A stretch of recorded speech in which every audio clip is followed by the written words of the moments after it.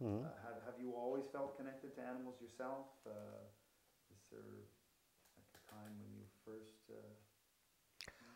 From my first consciousness, I have been connected, closely connected, to the rest of animate creation, the non-human element as well as the human, but the rest, the whole of animal creation. Uh, Certainly my earliest recollections of contact with non-humans have been extremely important to my view of life, my view of the world I lived in, including insects in the very early stages as a child.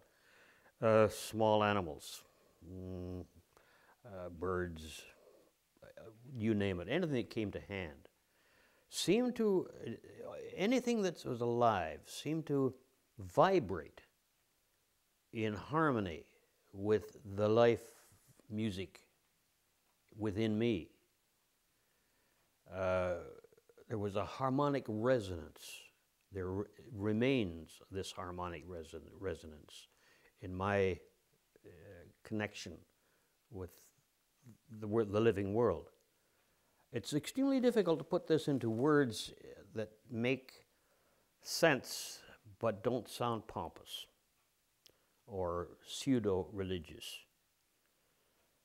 I think the fact is simply this: I am, and I know I am, a tiny but integral part in one entity, and that entity is life on Earth. Maybe beyond that, I don't know. Who cares? For practical purposes, it's life on Earth. So how could I not be concerned by what happens to the rest of this entity, of which I am a minuscule part? I must be concerned. If I am not, I am a traitor to the entity. I am the mole within. I am the pinpoint of disease within the entity. So I cannot allow it. It's not permitted.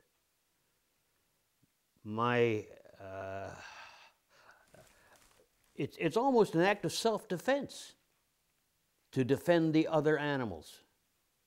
Because if they go, if they are not defended, I am defenseless.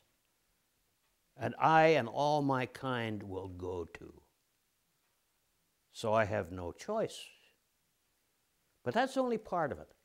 The other part is quite different, and that is the sense of joy, of fulfillment, of being part of something of enormous magnitude and beauty, something almost that transcends the human imagination in its glory. I am part of that.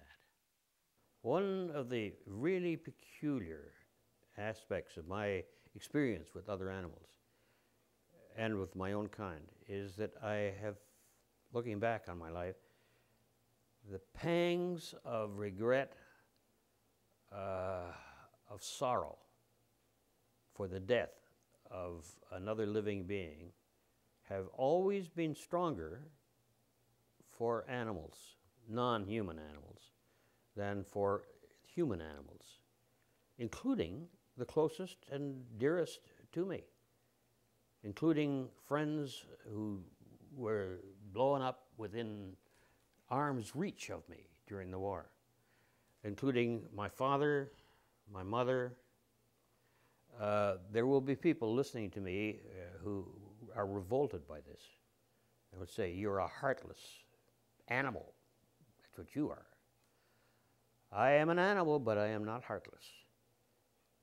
It is just a fact that the loss of a dog, in one case the loss of a bird, an owl, a great horned owl, these losses seared me more deeply than the loss of any other human being. And that tells me something. It tells me that I am right in my assumption that the connection between all of us is as vital as the connection between any two human beings or any human beings.